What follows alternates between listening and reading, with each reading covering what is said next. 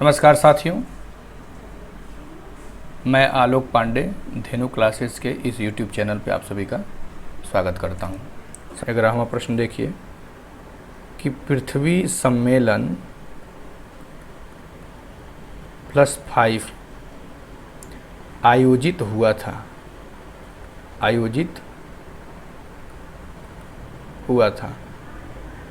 A option 2005 में, B option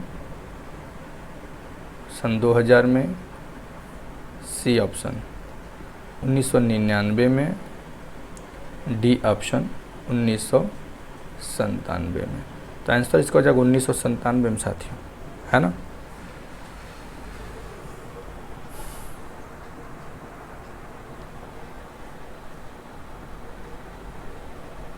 अगला question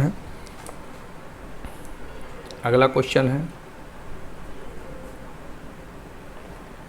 रियो 20 घोषणा पत्र का जो शीर्षक है वो शीर्षक क्या था। A option the future we want, the future we want, B option the future we seek, C option the future we have, D the future we see, the future we see. और इसमें क्या answer से हो जाएगा, the future we want, है ना।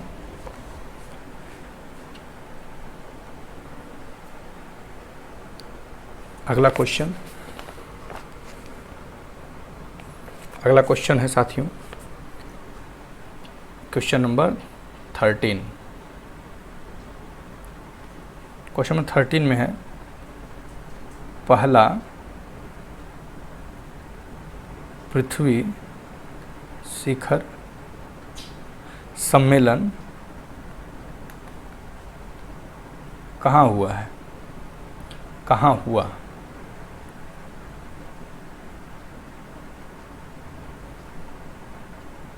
Option हो जाएगा इसका ए, बी, सी और डी। ए है वाशिंगटन, दूसरा है Geneva, Paris, Rio de Janeiro. Answer सही हो जाएगा रियो डी जनेरियो। अगला क्वेश्चन क्या हो जाएगा, अगला क्वेश्चन होगा आपका क्वेश्चन नंबर 14 नंबर क्वेश्चन क्या हो जाएगा।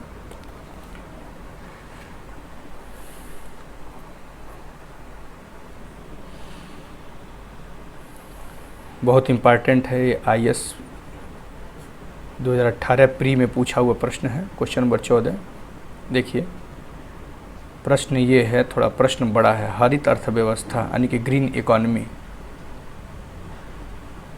हरित अर्थव्यवस्था पर कार्यवाही के लिए भागीदारी जो अपेक्षाकृत हरित एवं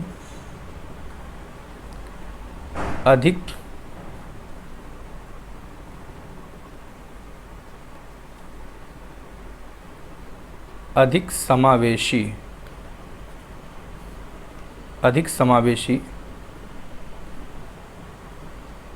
अर्थव्यवस्था की ओर देशों के संक्रमण में सहायता देने के लिए संयुक्त राष्ट्र की एक क्रियाविधि है।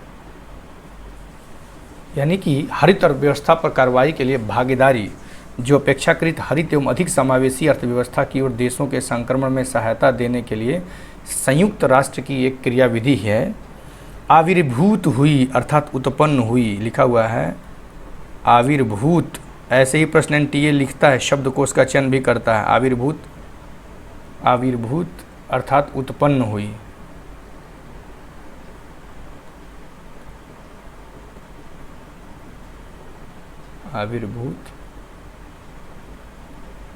आविर्भूत हुई मतलब कहाँ से आविर्भूत, कहाँ से उत्पन्न होके आया, ये प्रश्न ये जानना चाहता है। आ रही बातें हैं साथियों। ए ऑप्शन देखिए, ए ऑप्शन क्या कह रहा है। ए ऑप्शन कह रहा है जोहान्सबर्ग 2002 में। बी ऑप्शन कह रहा है रियो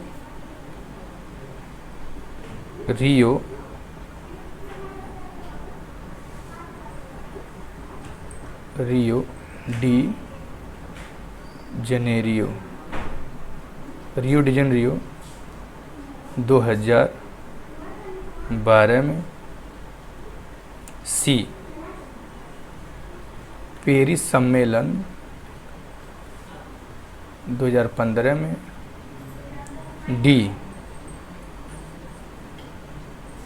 नई दिल्ली में 2016 में।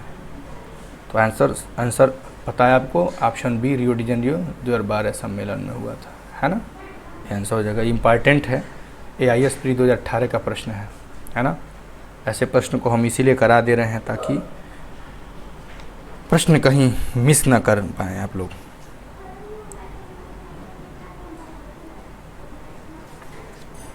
तो ये रहा साथियों, एक क्वेश्चन और बनता है, एक क्वेश्चन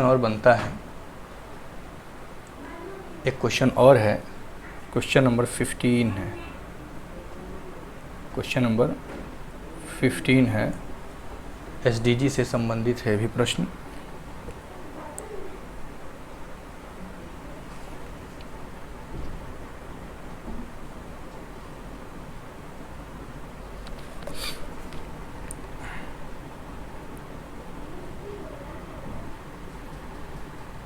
SDG के 17 गोल्स में से कौन से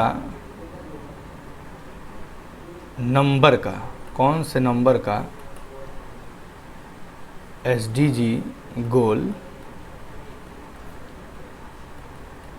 धारणीय कृषि अर्थात टिकाऊ कृषि की वकालत करता है। टिकाऊ कृषि की वकालत करता है। SDG के 17 गोल्स में से कौन से नंबर का SDG गोल्स धारणीय कृषि अर्थात टिकाऊ कृषि की वकालत करता है। तो A option 1, B option 2, C option 6 और ऑप्शन डी 4। क्या आंसर हो जाएगा इसका?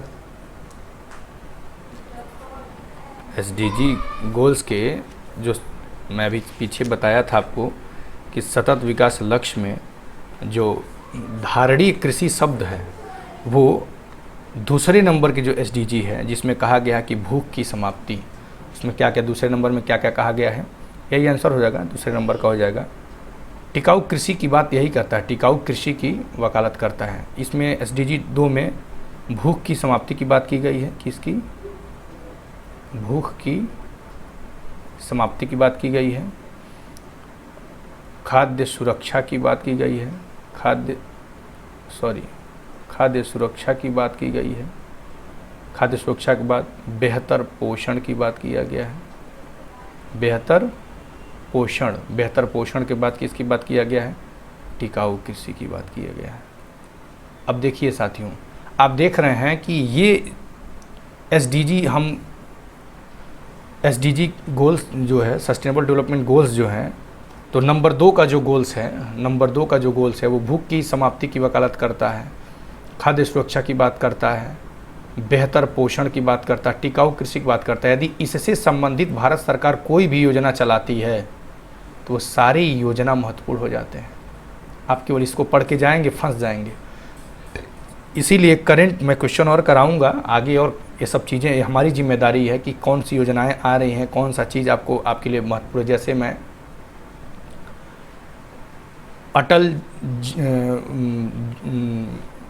एक अटल मिशन करके था, जिसमें वाटर लेवल को मैनेज करने की बात था। वो मैं इसलिए बताया कि SDG 6 से मैनेज था, वो ग्राउंड वाटर को मैनेज करने की बात था उसमें। तो आपके कोई भी चीज़ जो आपके SDG गोल जो 17 आखिरी गोल्स है, आखिर सरकार इन गोल्स को अचीव तो करेगी ना। तो कैसे करेगी? कोई न कोई स्कीम चला करके। तो जो स्कीम चला रही है वो ज़्यादा महत्वपूर्ण हो जाता है, तो उससे क्वेश्चन बनने की प्रोबेबिलिटी आपकी बढ़ जाती है, प्रायिकता बढ़ जाती है, संभावनाएं ज़्यादा रहती हैं कि वो क्वेश्चन, क्योंकि वो डायनेमिक सेक्शन का हिस्सा हो जाएगा और लेटेस्ट में आया भी रहेगा, और आपकी कॉन्सेप्ट भी चेक हो जाएगा कि आप केवल SDG के 17 गोल्स को रट के तो नहीं बैठे हैं। NTA चेक करना चाहता है। यदि लैंगिक समानता प्राप्त करने के लिए गवर्नमेंट कोई स्कीम चला रही है, बेटी बचाओ बेटी पढ़ाओ, तो अब ये सब स्कीम इसीलिए पूछ दिए जाते हैं क्योंकि ये सब देखिए, सब आपके SDG गोल किससे संबंधित है? SDG नंबर 5 से संबंधित है, बेटी बचाओ बेटी पढ़ाओ। इस तरह की चीज़ें जितनी भी हैं हमको ये देखना बहुत ज़रूरी है। जैसे मान लीजिए अभी बिहार राज्य सरकार तेलंगाना वगैरह सब जलवायु परिवर्तन के लिहाज से अपने खेती के पैटर्न को बदलना चाह रहे हैं। हरियाणा भी ऐसा कर रही है। तो इस लोग जो स्कीम बना रहे हैं राज्यों के बीच में, तो 4 राज्यों के बीच स्कीम को दे देगा, इधर 4 राज्य को दे देगा, सम्मिलित करने के लिए दे देगा।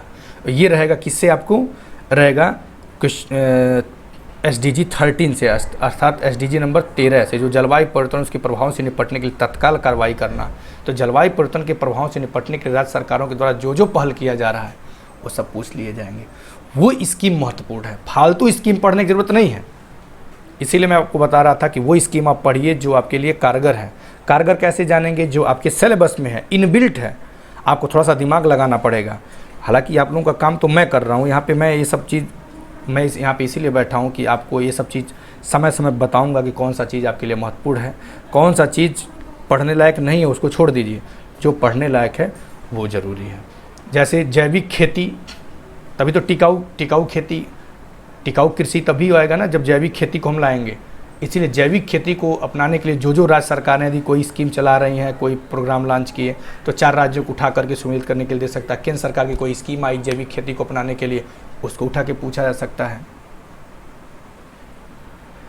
ये सब साथियों बहुत ज़रूरी है। तो ये रहा आपके प्रश्नों की श्रृंखला का एक वीडियो था, जिसको मुझे लगता है कंप्लीट हो गया ये। अब साथियों इसमें आगे अगला टॉपिक लेकर के हम आएंगे। तब तक के लिए आप अच्छे से प्रश्न को पूरा नोट कर लीजिएगा। जो कोई क्वेश्चन ना समझ में आए, मोबाइल नंबर 85 27 50 15 50 पे आप फ़ोन करके पूछ लीजिएगा यदि कहीं कोई दिक्कत हो तो। ठीक है, वीडियो देखने के लिए बहुत बहुत धन्यवाद। प्लीज़ इसको शेयर कीजिए, सब्सक्राइब करिए और लाइक कीजिए, और अपने कमेंट सेक्शन में जाकर के अपना कमेंट देना ना भूलें। Thank you so much.